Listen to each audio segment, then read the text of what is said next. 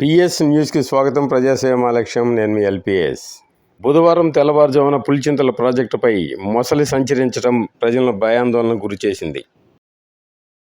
వివరాల్లోకి వెళ్తే, తెలంగాణ నుండి ఆంధ్ర వైపు వచ్చే సమయంలో ప్రాజెక్టు పైన తెల్లవారుజామున 4 గంటలకు ప్రాజెక్టు బ్యాక్ వాటర్ నుండి మొసలి ప్రాజెక్టు పైకి ఎక్కి సంచరించడం వాహన చోదకులను ఒకంత భయాందోళనకు గురి చేయడం జరిగింది.